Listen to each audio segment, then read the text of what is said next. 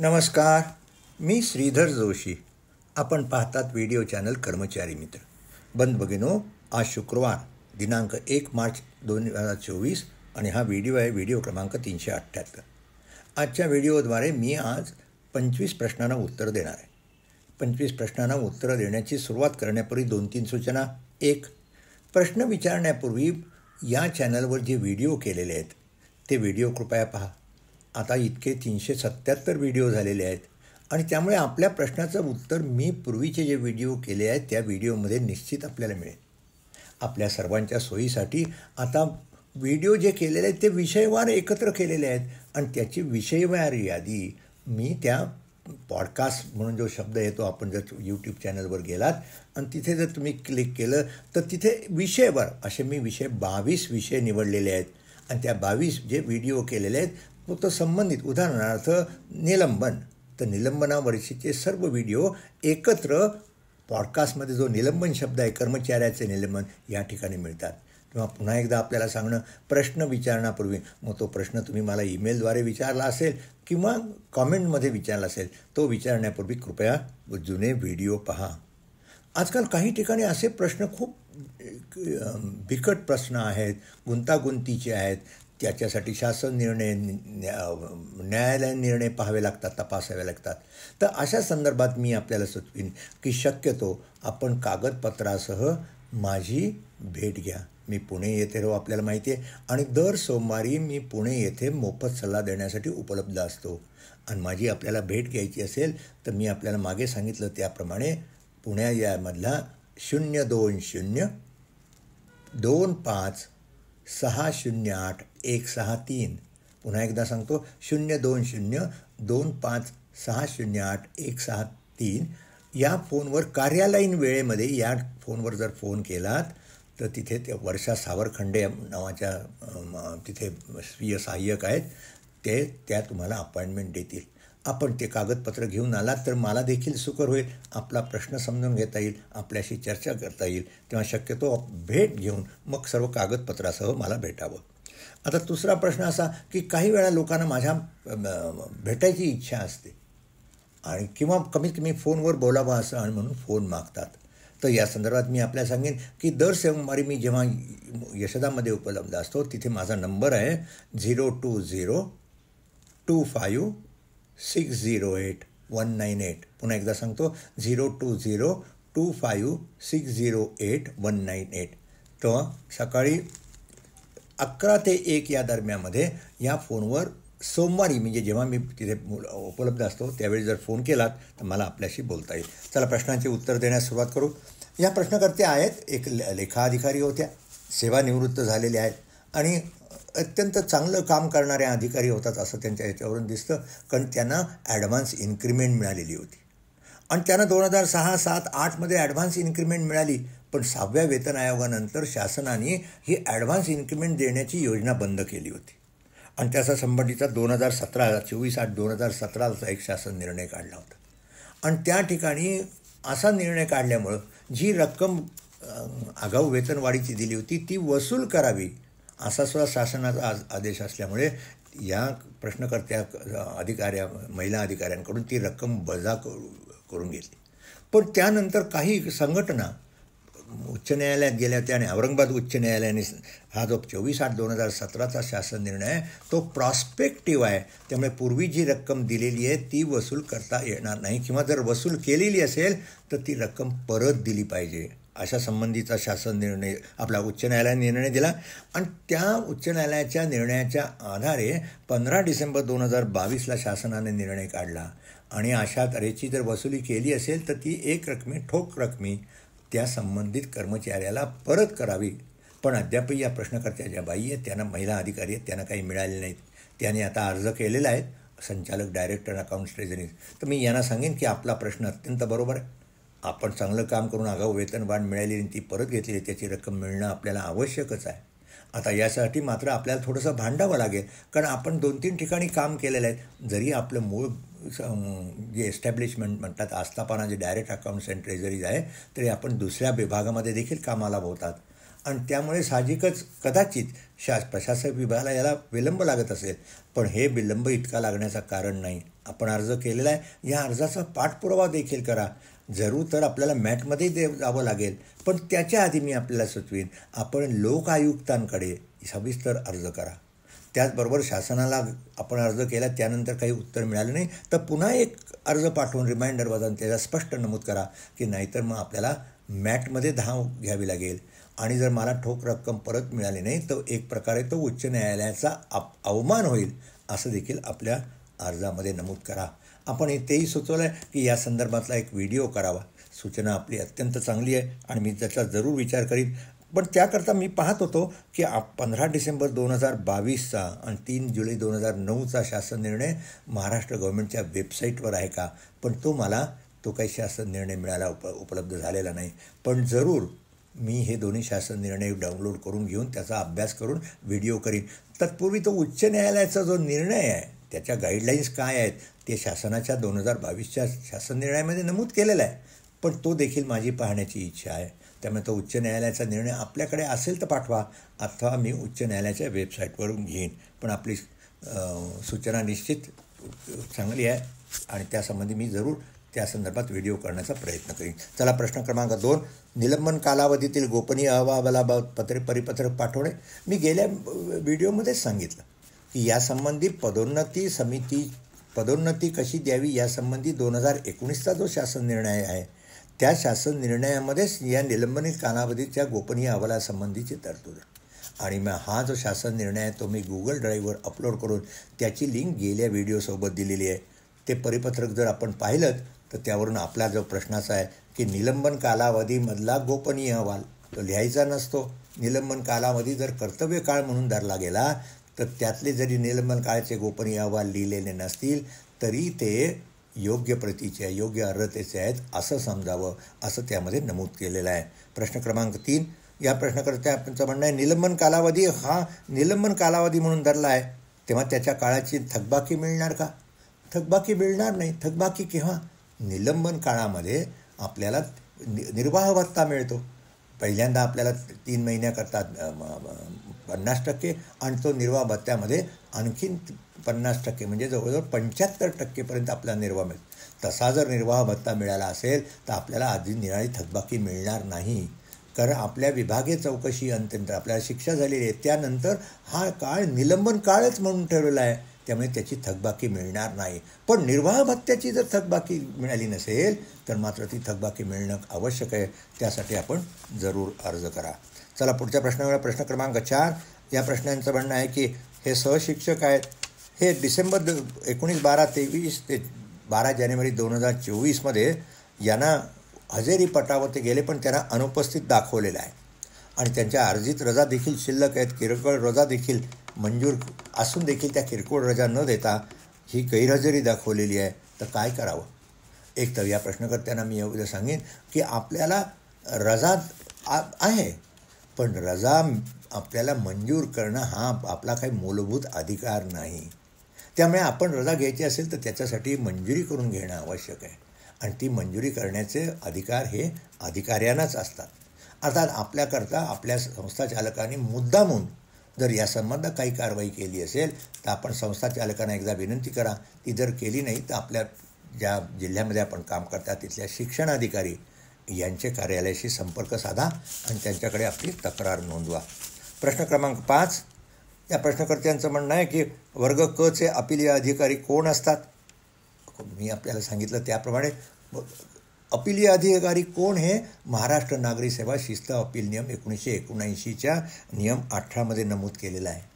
आणि नियम 18मध्ये स्पष्ट म्हटलं आहे क गटाच्या बाबतीमध्ये ज्या अधिकाऱ्यांनी शिक्षा दिली असेल क गटाच्या कर्मचाऱ्यात त्याच्यावरचा निकटचा वरिष्ठ अधिकारी हा अपिलीय अधिकारी असतो. पण या प्रश्नकर्त्यांना मी एवढं सांगेन की यावरच्या संबंधी महाराष्ट्र नागरी शिस्त अपील नियम यासंबंधीचे व्हिडिओ केलेले आहेत. यातला जर जुना तुम्ही जर व्हिडिओ पाहिलात तर अपिले याच्यावरच एक व्हिडिओ केलेला आहे आणि त्यामध्ये कोण अपिलीय अधिकारी आहेत, अपील कसं सादर करावं लागतं, कसं त्याचं हिअरिंग केलं यासंबंधीचा खुलासा केला आहे. तेव्हा पुन्हा यासंबंधीचे जर प्रश्न विचारा असतील तर कृपया व्हिडिओ पहा आणि नंतरच प्रश्न विचारा. चल, प्रश्न क्रमांक 6, यांचं म्हणणं आहे की शासकीय कर्मचाऱ्यास पुढे शिक्षण घ्यायचे असल्यास कार्यालयाची परवानगी घेणे आवश्यक आहे. जर आपण जे शिक्षण घेणार आहात ते आपल्या कार्यालयीन कामामध्ये अडथळा निर्माण करण्याची शक्यता असेल तर आपल्याला त्याची परवानगी घेणं आवश्यकच आहे. उदाहरणार्थ तुम्ही कार्यालयीन वेळेमध्ये कुठेतरी क्लासला वगैरे जाणार असाल तर साहजिकच त्याची परवानगी घेणं आवश्यक आहे. अन्यथा देखील आपल्याला एखाद्या ठिकाणी पुढे शिक्षण घेण्यात कमीत कमी याची माहिती तरी आपण कार्यालय प्रमुखांना द्यावी. तर पुढच्या प्रश्नावर घ्या. या प्रश्नकर्त्यांचं म्हणणं आहे की एखाद्या कर्मचाऱ्याला बडतर्फ जो केलेला आहे त्या कर्मचारी त्याला शासकीय कार्यालय कंत्राटी पद्धतीने कामावर घेता येईल का? कामावर घेता येणार नाही. मी आपल्याला माहिती आहे की बडतर्फ करणे आणि कामावरून कमी करणे या दोघांमधला फरक सांगताना एक शॉर्ट व्हिडिओ केलेला होता 1 मिनिटाचा. त्यामध्ये स्पष्ट केलं होतं की जो कर्मचारी बडतर्फ केलेला आहे त्याला पुढे शासकीय नोकरी मिळू शकत नाही. मग शासकीय नोकरी ती कंत्राटावर असो किंवा नियमित पद्धतीने असो त्याला घेता येणार नाही. थोडक्यात आपल्या प्रश्नाचं उत्तर नाही असं आहे. प्रश्न क्रमांक 8 या प्रश्नकर्त्यांचं म्हणणं आहे कर्मचारी हे पदभरती म्हणजे गट क मध्ये असताना निवडणूक आचारसंहिता लागू असताना उमेदवारांच्या कागदपत्राची तपासणी करता येईल का? अजून निवडणुकीची आचारसंहिता लागू झालेली नाही. पण निवडणुकीची आचारसंहिता लागू झाली तरी त्यामध्ये काय काय बंधनं प्रशासनावर येतात हे त्याच्यामध्ये नमूद केलं असतं. पण कागदपत्राची छाननी करणं म्हणजे काही नियुक्ती देणं नाही. आचारसंहिता असताना नियुक्ती देता येणार नाही पण कागदपत्राची तपासणी करण्यास कोणतीही हरकत नाही. परंतु जेव्हा आचारसंहिता येईल त्यावेळेस काय निर्बंध असेल याची एकदा खातरजमा करून घेणं इष्ट ठरेल. प्रश्न क्रमांक 9 यांचं म्हणणं आहे की जिल्हा परिषद जालना यांनी ते 31 डिसेंबर 2001 नंतर तिसरं अपत्य असल्याने अनुकंपा नियुक्ती या प्रश्नकर्त्यांना नाकारलेली आहे. तर हे बरोबर आहे का? तर हे निश्चित बरोबर आहे. आपण पाठवलेलं जे उत्तर आहे मुख्य कार्यकारी अधिकाऱ्यांनी ते जे तुम्ही मला पाठवलं ते मी पाहिलेलं आहे. आणि हे अनुकंपा तत्वावरील नियुक्तीमध्ये स्पष्टपणे नमूद केलं आहे की जर दिवंगत कर्मचाऱ्याला 31 डिसेंबर 2001 नंतर तिसरा अपत्य असेल तर दिवंगत कर्मचाऱ्याच्या वारसांना अनुकंपा तत्वावरील नियुक्ती देता येणार नाही. त्यामुळे CEOनी दिलेला निर्णय बरोबर आहे. चला पुढचा प्रश्न करूया. प्रश्न क्रमांक 10 यांचं म्हणणं आहे की सादरकर्ता अधिकारी यांना चौकशी अधिकारी यांच्याविरुद्ध प्रश्नकर्त्यांविरुद्ध विभागीय चौकशी चालू आहे. यांना काही कागदपत्र मिळालेली नाहीत आणि ती कागदपत्र द्यावी असं चौकशी अधिकाऱ्यांनी सादरकर्ता अधिकाऱ्यांना सांगितलं. पण ती सादरकर्ता अधिकाऱ्यांनी देखील अजून कागदपत्र दिली नाही आणि एकसारखा सादरकर्ता अधिकारी बदलला जातो आहे. चौकशी अधिकारी देखील बदललेले आहेत. आता नवीन चौकशी अधिकारी आली आहेत तरी तसंच होणार का? तर मी या प्रश्नकर्त्यांना एवढे सांगेन कर्मचाऱ्याविरुद्ध विभागीय चौकशी करण्याचे अधिकार शिस्तभंगविषयक अधिकाऱ्यांना आहेत. अर्थात ती वेळेत पूर्ण करणं ही देखील शिस्तभंगविषयक अधिकाऱ्यांची जबाबदारी आहे. आपल्याला विरुद्ध शिस्तभंगविषयक कारवाई करून खूप विलंब झाला असेल तर आपल्याला त्याची दाद मागता येते. पण त्याच्यासाठी मॅटमध्ये जाणं हा एक उपाय आहे. पण तत्पूर्वी मी आपल्याला सुचवेन एकदा अपील करा किंवा आपण लोकायुक्तांकडे या संदर्भात तक्रार करा आणि म्हणजे जेणेकरून ही शिस्तभंगविषयक चौकशी जी आहे ती लवकरात लवकर पूर्ण होईल असं पहा. पण जसं मी मागे आपल्याला प्रश्नाला उत्तर देताना सांगितलं की आपल्याला जी कागदपत्र जी नमूद केली आहे ज्या कागदपत्राचा उल्लेख दोषारोपणपत्रात आहे किंवा कागदपत्रांच्या यादीमध्ये दिलेला आहे ती कागदपत्र आपल्याला मिळण्याचा आपला हक्क आहे. तशी कागदपत्र दिली नाही तो नैसर्गिक न्यायाच्या तत्त्वाचा भंग ठरणार आहे. चला प्रश्न क्रमांक 11 यांचं म्हणणं आहे की हे एका कार्यालय ह्या प्रश्नकर्ते आहेत ही विभागीय चौकशीची प्रकरणं हाताळतात. आता यांचं म्हणणं की वर्ग 3चा एक कर्मचारी होता यांच्यावर फौजदारी गुन्हा दाखल झाला आणि त्यामुळे हे 65 दिवस कारागृहात होते आणि यांना विभागीय चौकशी अंती 2021मध्ये काढून टाकलेला आहे. आता न्यायालयाने दोषमुक्त केलेलं आहे तर त्यांना कर्मचाऱ्याने पुन्हा सेवेत घेण्यासाठी अर्ज केला आहे. तर त्यांना सेवेत घेता येईल का? तर या प्रश्नकर्त्यांना सांगेन की हे आपलं प्रकरण हाताळण्यापूर्वी आपण कर्मचारी मित्र या व्हिडिओ चॅनलचा व्हिडिओ 262 पहा जो 21 ऑक्टोबर 2022ला प्रसारित केला आहे. म्हणजे फौजदारी गुन्ह्यात मुक्तता झाली म्हणजे त्याला सेवेत घेण्याचा हक्क प्राप्त होत नाही. आता आपण म्हणताय की विभागीय चौकशी केली होती. आता विभागीय चौकशी जी केली होती आपण काही मला त्या विभागीय चौकशीमधले दोषारोपपत्र वगैरे काही दाखवलेले नाही. त्यामुळे दोषारोपपत्र काय होते हे पाहावं लागेल आणि तिथे सुटका दिलेली आहे ती काही सुटका जे ऑनरेबल ॲक्विट लायक आहे पहा. आणि आपल्याला अद्याप न्यायालयाने काही निर्णय असा दिलेला नाही तुम्हाला की त्यांना सेवेत पुनर्स्थापना करावी आणि म्हणून आपल्याला तिथेच सुटका झाली म्हणून त्याला सेवेत घेता येणार नाही. तेव्हा कृपया व्हिडिओ क्रमांक 262 पहा आणि मग त्यामुळे आपला खुलासा होईल.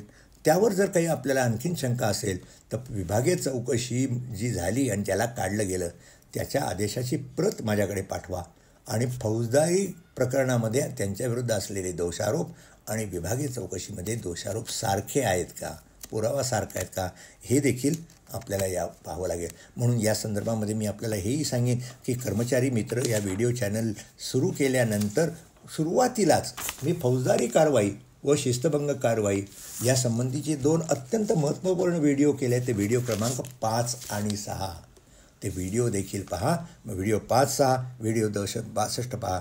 आपल्या प्रश्नाचं उत्तर आपल्याला त्याच्यातून मिळेल. चला पुढच्या प्रश्न बघूया. प्रश्न क्रमांक 12 यांचं असं म्हणणं आहे की यांना लाचलुचपत कायद्याखाली शिक्षा झाली आहे, अपील न्यायालयात पेंडिंग आहे आणि सध्या ते जामिनावर आहेत, पण शिक्षेवरून कामावरून बडतर्फ केलेलं आहे. आता शासकीय नोकरी मिळत नाही, खाजगी कोणी नोकरी देत नाही. तर यांचं म्हणणं आहे की या प्रश्नकर्त्यांची लॉ करण्याची इच्छा आहे आणि लॉ केलं तर बार काउन्सिलमध्ये रजिस्ट्रेशन करून वकिली करता येईल का. आपल्याला निश्चितच आपल्याला नोकरी वगैरे मिळत नसेल तर शिक्षण LLB पूर्ण करायला काही हरकत नाही, पण वकिलीचे रजिस्ट्रेशन करताना बार काउन्सिलचे काय नियम आहेत हे पाहण्याकरता आपल्याला बार काउन्सिल ऑफ इंडिया यांच्या कार्यालयाचंच चौकशी करावी लागेल. चला पुढच्या प्रश्न क्रमांक 13 पाहूया. हे जिल्हा परिषद सोलापूर बांधकाम विभागामध्ये परिचय होत्या. अफगाण यांच्यावर अफरातफरीचा गुन्हा दाखल झाला, त्यामुळे त्यांना निलंबित केलं होतं. पण तो 2000 म्हणजे निलंबित केलं 16/11/94ला, पण चीफ ज्युडिशियल मॅजिस्ट्रेटनी 2009मध्ये दोषमुक्त केलं आहे. आणि यांचं असं म्हणणं आहे की आता 16/11/94 ते 23/3/98मध्ये ते निलंबन कालावधीचे पूर्ण वेतन मिळालेले नाही आणि त्यांनी CAOकडे अर्ज केलेला आहे. आता या प्रश्नामध्ये आपण म्हणता निलंबन कालावधीचे पूर्ण वेतन मिळणार नाही.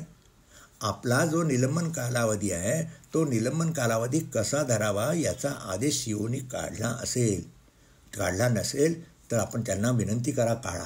कारण निलंबन काळ हा कर्तव्य काळ म्हणून धरायचा किंवा कसे यासंबंधीचा आदेश काढावा लागतो. आणि असा आदेश जर काढला नसेल तर मला त्यांनी असा आदेश काढला आहे की निलंबन काळ हा निलंबन काळ म्हणून धरावा, तर साहजिकच आपल्याला त्याचं वेतन मिळणार नाही. पण निलंबन काळाचा निर्वाह भत्ता मिळाला नसेल तर त्याच्यासाठी मात्र CAOकडे आपण जरूर अर्ज करा. जसं मगाच्या एका प्रश्नाला उत्तर देताना मी सांगितलं की निर्वाह भत्ता किती मिळतो, पहिल्या 3 महिन्याकरता मिळतो आपल्याला 50% वेतनाच्या आणि त्यानंतर मात्र 75% मिळतो. तेव्हा या संदर्भात काय वस्तुस्थिती आहे प्रकरणातील पाहून त्या दृष्टीने पुढची कारवाई करा.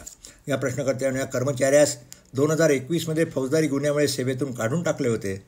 त्या कर्मचाऱ्यास न्यायालयाने दोषमुक्त केले. कर्मचाऱ्याने सेवेत पुन्हा घ्यावे म्हणून अर्ज केला. त्यांना पुन्हा सेवेत घेता येईल का. मगाच्याच प्रश्नाला जसं उत्तर दिलं व्हिडिओ क्रमांक 262 पहा. फौजदारी न्यायालयातून दोषमुक्त झाला म्हणजे त्याला सेवेत पुनर्स्थापना करण्याचा हक्क प्राप्त होत नाही. फौजदारी प्रकरण आणि विभागीय चौकशी या 2 स्वतंत्र बाबी आहेत. विभागीय चौकशी अंती दोषी ठरवून त्याला बडतर्फ केलं असेल तर तो जो निकाल आहे तो निकाल वरिष्ठ अपिलीय अधिकाऱ्यांनी तरी रद्द केला पाहिजे किंवा न्यायालयाने रद्द केलं पाहिजे. तसं झाल्याशिवाय आपल्याला त्याला सेवेत घेता येणार नाही. आणि म्हणून याकरता व्हिडिओ क्रमांक 4, व्हिडिओ क्रमांक 5 आणि व्हिडिओ क्रमांक 262 पहा. हे पाहण्याकरता मी आपल्याला सांगितलं की आपण जर चॅनलला सबस्क्राईब केलं नसेल तर सबस्क्राईब करा. सबस्क्राईब केलं असेल तर यूट्यूबवर जा, कर्मचारी मित्र टाका. तिथे ज्या येईल एक पाचा फोटो दिसेल आणि तिथे कर्मचारी मित्र तिथे क्लिक केलं तर मग व्हिडिओ येतील. त्या व्हिडिओवर क्लिक केला पहिल्यापासूनचे व्हिडिओ आपल्याला पाहता येतील. आपल्यास माहिती करता की मी आपल्याला लवकर जुना व्हिडिओ पाहता यावं, सुकर व्हावं म्हणून व्हिडिओचे विषयवार व्हिडिओ केलेले आहेत. असे 22 विषय काढलेले आहेत आणि त्याचे उदाहरणार्थ फौजदारीच्या संदर्भातले 3 महत्त्वाचे जे व्हिडिओ आहेत ते व्हिडिओ एकत्र आपल्याला जर पाहायचे असतील तर यूट्यूब चॅनलवर गेल्यानंतर तिथे पॉडकास्ट शब्द आहे तो तिथे क्लिक करा आणि फौजदारी कारवाई व विभागीय चौकशी या तिथे गेलं तर फक्त आपल्याला जे 3 व्हिडिओ मी सांगितले ते तिकडे आपल्याला पाहायला मिळतील. चला पुढच्या प्रश्न 15कडे येऊया. या प्रश्न हे पोलीस खात्यामध्ये आहेत. यांचं म्हणणं आहे की विभागीय चौकशीमध्ये जो मित्र घेता येतो तर त्याच्याकरता आपल्या स्वतःच्या मर्जीतला मित्र म्हणून निवडू शकतो का. अर्थात नैसर्गिक न्यायाच्या तत्वाप्रमाणे आपली बाजू सक्षमपणे मांडली जायला पाहिजे आणि तशी संधी आपल्याला देणं नैसर्गिक न्यायाच्या दृष्टीने आवश्यकच आहे आणि म्हणूनच हे मित्र देण्याची सुविधा निर्माण केलेली आहे. त्यामुळे तो मित्र घेताना आपल्याला योग्य वाटेल तोच मित्र आपण निवडू शकता. आता हा मित्र घेताना जर पोलीस अधीक्षकांनी जर नाकारला असेल तर त्याची सबळ कारणं दिली पाहिजेत आणि ती जर सबळ कारणं दिली नसतील तर त्यांनी काढलेला आदेश हा चुकीचा आहे आणि त्यामुळे जर उद्या आपल्याला याच्या आधारे हा न देता जर शिक्षा दिली तर त्या शिक्षेला जेव्हा अपील करा त्या ठिकाणी या मुद्द्यावर आपण दिलेली शिक्षा देखील चॅलेंज करू शकता. चला पुढच्या प्रश्नाकडे येऊया. प्रश्न क्रमांक 16. तिसरं अपत्य 28/3/2005 नंतर झालं असेल तर शासकीय चरम्यास काढून टाकता येईल का? अशा तऱ्हेच्या प्रश्नाला मी खूप पूर्वी उत्तर दिली. शासनानेच एक पत्र दिलेलं आहे. जे पत्र मी या शासनाचं जे उत्तर आहे 2021 माहिती अधिकाऱ्याखाली जे दिलेलं आहे ते प्रश्नाचं उत्तरच मी व्हिडिओ क्रमांक 328 जो केलेला आहे 13 जून 2023 प्रसारित केला आहे. त्या व्हिडिओच्या सोबत तो जे पत्र आहे ते गुगल ड्राईव्हवर अपलोड करून त्याची लिंक दिलेली आहे. शासनाने त्या प्रश्नामध्ये स्पष्ट म्हटलेलं आहे की 28/3/2005 पूर्वी जे शासकीय कर्मचारी सेवेत आले त्यांना 28/3/2005 म्हणजे लहान कुटुंबाचं प्रतिज्ञापन 2005 हे नियम लागू नाहीत आणि त्यामुळे हे नियम लागू नाही. त्यामुळे त्यांना जे 28/3/2005 पूर्वी लागले त्यांना कामावरून काढून टाकण्याचा प्रश्न नाही. प्रश्न क्रमांक 17. यांचं म्हणणं एखाद्या विभागाने DPCची प्रक्रिया राबवली नसेल तर त्यासाठी मॅटमध्ये जाता येईल का? मॅटमध्ये जाता गेला तरी मॅटमध्ये याची आपल्याला यश मिळण्याची शक्यता नाही. आपल्या संघटनेने हा प्रश्न असेल कारण आपल्या शेवटी प्रमोशन द्यायचं आपल्याला हक्क काय असतो? आपल्याला पदोन्नती मिळावी असा हक्क आहे पण पदोन्नतीसाठी विचार केला जाईल असा हक्क आहे. पण मॅटमध्ये जेव्हा एखाद्या कर्मचाऱ्याला पदोन्नती नाकारली गेली असेल इंडिव्हिज्युअल त्याला ग्रीव्हन्स असेल त्याच्यासाठी मॅटमध्ये जावं लागतं. त्यामुळे आपण जो प्रश्न विचारला आहे त्या प्रश्नाचे निकड लावण्याकरता आपल्याला शासनाकडे पाठपुरावा करावा लागेल किंवा आपल्या संघटनेने पब्लिक इंटरेस्ट लिटिगेशन मार्फत देखील उच्च न्यायालयात आपल्याला अर्ज करता येईल. चला पुढचा प्रश्न घ्या. हा प्रश्न क्रमांक 18. या प्रश्नकर्त्यांचं म्हणणं आहे की फौजदारी कारणावरून निलंबन झालं तर निलंबन काळ किती काळ असू शकतं? तर या बाबतीमध्ये शासनाने असं म्हटलेलं आहे की निलंबन काळाचं काय असतं? कर्मचाऱ्याला निलंबित केल्यानंतर 2 वर्षामध्ये काही फौजदारी कारवाईमध्ये काही हे झालं नसेल तर शासनाने एक 2011चा एक शासन निर्णय निर्गमित केलेला आहे आणि तो 2011चा जर शासन निर्णय जर पाहिलात तर त्यामध्ये सांगितलं आहे की निलंबनाच्या प्रकरणाचा आढावा आणि त्या निलंबनाच्या प्रकरणाचा आढावा जर घेतला आपण तर मग त्या आढाव्यामध्ये त्यांनी स्पष्ट म्हटलं आहे की ज्या ठिकाणी एखाद्या फौजदारी प्रकरणामध्ये पुष्कळ जर वेळ झाला तर त्याचा आढावा घेऊन अशा कर्मचाऱ्याला फौजदारी प्रकरणातलं परिस्थिती लक्षात घेऊन त्या कर्मचाऱ्याला सेवेत पुनर्देता येण्याचा विचार करता येऊ शकतो. त्यामुळे हे शासनाचं पत्र आहे 14 ऑक्टोबर 2011 त्यांनी स्पष्ट म्हटलेलं आहे की जर एखाद्या ठिकाणी न्यायालयामध्ये ही जी निलंबन आढावा समिती आहे ती एक निलंबन आढावा जिल्ह्यामध्ये असते ती विभागीय आयुक्तांच्या ठिकाणी असते आणि त्यामध्ये असं म्हटलं आहे फौजदारी गुन्हा दाखल झालेल्या प्रकरणात न्यायालयात दोषारोपपत्र दाखल झाल्यानंतर 2 वर्षाच्या कालावधीत प्रकरणाचा निकाल लागला नसेल अशा प्रकरणाने निलंबन संपुष्टात आणून अकार्यकारी पदावर नेमणूक देण्याची शिफारस करू शकते. आणि त्या एखाद्या ठिकाणी दोषारोपपत्र दाखवून 2 वर्षाचा कालावधी झालेला नसेल किंवा दोषारोपपत्र दाखलच केलं नसेल तरी त्या परिपत्रकामध्ये नमूद केलेल्या बाबीचा विचार करून कर्मचाऱ्याला सेवेत पुनर्स्थापना करता येईल. तेव्हा हा 14 ऑक्टोबर 2011चा शासन निर्णय आपण पहा आणि हा कुठे शासन निर्णय मिळेल? आपल्याला गव्हर्नमेंटच्या वेबसाईटमध्ये मिळेलच. नाहीतर मी आपल्याला सांगितलं पण महाराष्ट्र नागरी सेवा शिस्त व अपील नियम 1979 हे जे पुस्तक प्रसारित केलं आहे यशदाने त्या पुस्तकामध्ये देखील हा शासन निर्णय नमूद केलेला आहे. हा शासन निर्णयाची गुगल ड्राईव्हवर अपलोड करून त्याची लिंक मी पूर्वी देखील आपल्याकडे पाठवलेली आहे. आपण जर जुने व्हिडिओ जर निलंबनाचे पाहिले तर त्याच्यावरचा व्हिडिओ देखील आपल्याला पाहायला मिळेल आणि सर्क्युलर देखील आपल्याला पाहायला मिळेल. चला पुढच्या प्रश्नाकडे येऊया. प्रश्न क्रमांक 19. शासकीय सेवेतील कर्मचारी एका खात्यातून दुसऱ्या खात्यात नियुक्तीने गेल्यास पूर्वीची सेवा मिळते का? मिळू शकेल, पण केव्हा? नेहमी शासकीय कर्मचाऱ्यांनी जेव्हा दुसरीकडे नोकरीचा अर्ज करतो त्या कार्यालयाच्या मार्फतच नोकरीचा अर्ज केला गेला पाहिजे. आणि तसा जर तुम्ही अर्ज केला असेल आणि तिथे जर तुम्ही नियुक्ती झाली तर नियुक्ती देताना पूर्वी ज्या विभागात काम करता, ज्या कार्यालयात काम करता त्या कार्यामधून तुम्ही कार्यमुक्त व्हायचं आणि मग तिकडे जर गेला असाल तर आपल्याला पूर्वीची सेवा निश्चितच काउंट केली जाईल. प्रश्न क्रमांक 20 पुन्हा यामध्ये असंच आहे की डिस्ट्रिक्ट कोर्टात केस चालू असताना विभागीय चौकशीमधून दोषी ठरवून बडतर्फ केले आहे, योग्य का? मी मगाशी सांगितलं त्याप्रमाणे फौजदारी कारवाई आणि विभागीय चौकशी या दोन स्वतंत्र बाबी आहेत आणि त्यामुळे जे कोर्टात केस चालली आहे या कारणावरून विभागीय चौकशी काही थांबवता येत नाही. दोन्ही चौकशा सायमल्टेनियसली करता येतात आणि विभागीय चौकशीच्या आधारे तिथे जे निष्कर्ष असेल, दोष सिद्ध झाले तर त्या कर्मचाऱ्याला बडतर्फ करता येतं आणि आपल्याला तसं बडतर्फ केलं तर त्यात कुठलीही गैर नाही, कुठलंही बेकायदेश कृत्य झालेलं नाही. मगाशी सांगितलं या संदर्भात आपण पुन्हा मगाशी मी सांगितल्याप्रमाणे व्हिडिओ क्रमांक 4, 5 पहा आणि त्याचबरोबर व्हिडिओ क्रमांक मी मगाशी सांगितल्याप्रमाणे 262 पहा. आपल्या प्रश्नाचं उत्तर आपल्याला मिळेल. प्रश्न क्रमांक 21 मी गेल्या वेळेस एकदा राष्ट्रीय निवृत्ती योजना जी आहे त्यामध्ये एखाद्या कर्मचाऱ्याला बडतर्फ केलं, कामावरून काढून टाकलं, कंपल्सरी रिटायरमेंट केली तर त्याला जो अंशदानाचा परतावा मिळतो असा शासनाने निर्णय काढलेला आहे 1/9/2021 आणि त्या शासन निर्णयासंदर्भात मी चर्चा केली होती. तो गुगल ड्राईव्हवर अपलोड करून त्याची लिंक पण दिली होती. तर या संदर्भात या प्रश्नकर्त्यांचं म्हणणं आहे की हे प्रश्नकर्ते महसूल कर्मचारी आहेत. त्यांचं म्हणणं की हा जो GR आहे तो महसूल खात्याच्या कर्मचाऱ्यांना लागू आहे का? हो, निश्चितच लागू आहे. महसूल कर्मचाऱ्याच नाही तर प्रत्येक शासकीय कर्मचाऱ्याला लागू आहे.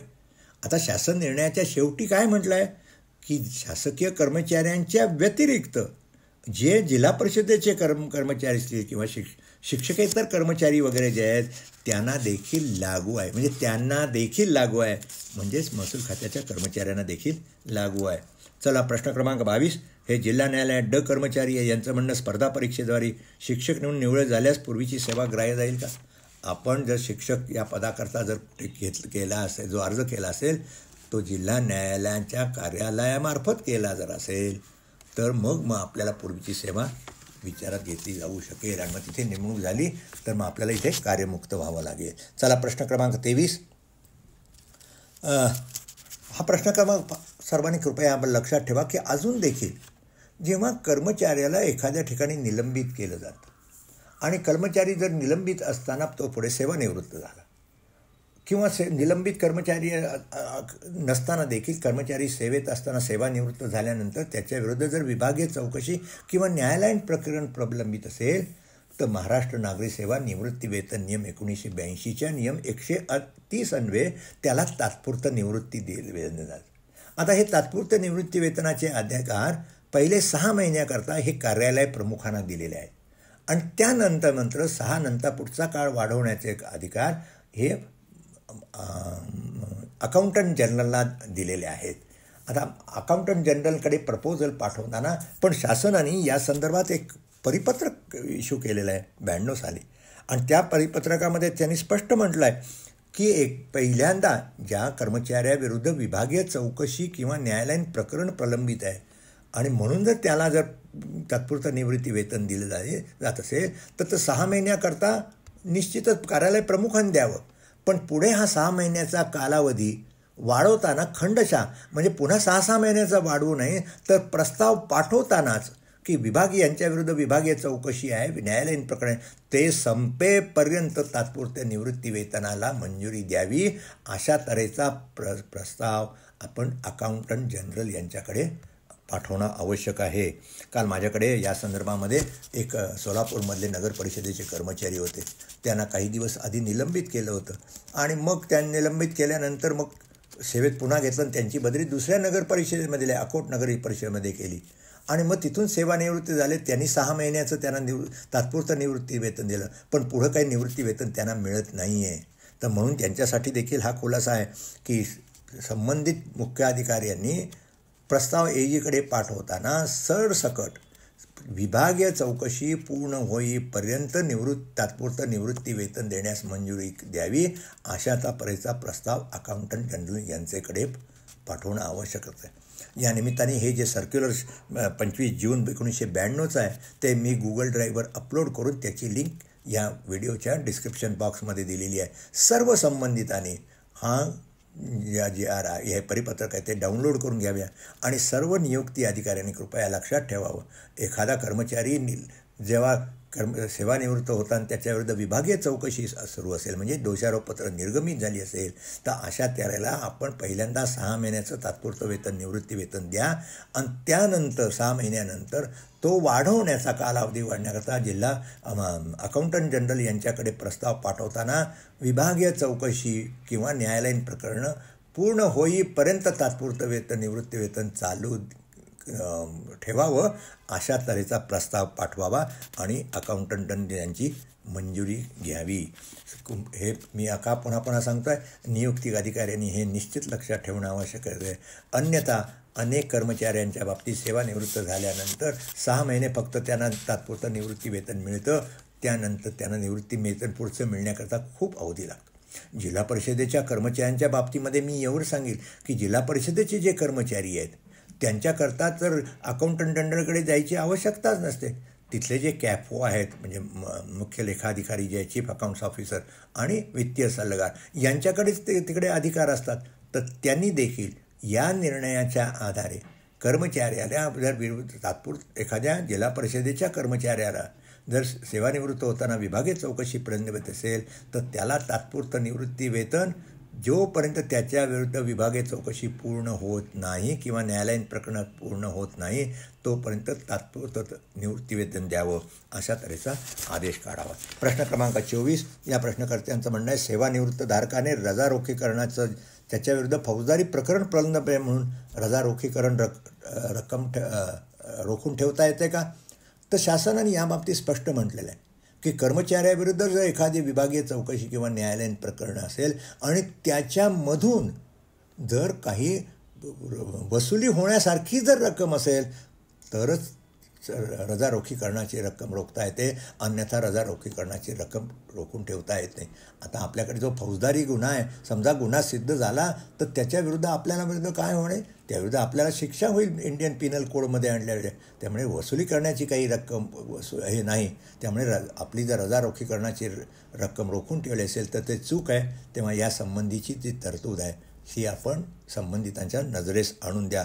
आता शेवटचा प्रश्न 25वा, महाराष्ट्र नागरी सेवा लहान कुटुंबाचे प्रतिज्ञापन नियम 2005 हे केंद्र शासनाचे आहेत का राज्य शासनाचे? हे लहान कुटुंबाचे प्रतिज्ञापन हा जो नियम आहे, हे नियम आहेत, हा कायदा नाही. हे नियम जे केलेले आहेत ते नियम राज्यपालांच्या संमतीने केलेले आहेत. राज्यघटनेच्या कलम 309ला जो प्रोव्हिजो आहे, परंतु काय त्याच्यामध्ये जे राज्यपालांना आहेत त्याच्या अधिकाराने केले, पण हे राज्यांनी केलेले आहेत. केंद्र शासनाच्या पातळीवर अशा प्रकारचे कुठलेही नियम नाहीत, केलेले नाहीत. थोडक्यात केंद्र शासनाने याबाबतीत निर्णय केलेला आहे. मित्रांनो, खूप वेळ झाला ते थांबतो. व्हिडिओ आवडला असेल लाईक करा, शेअर करा, इतरांना फॉरवर्ड करा. चॅनलला सबस्क्राईब केलं ते सबस्क्राईब करा आणि आपल्या मित्रांना देखील सबस्क्राईब करण्यास सांगा. पुन्हा लवकरच भेटू पुढील आठवड्यात एका नव्या व्हिडिओसोबत. नमस्कार.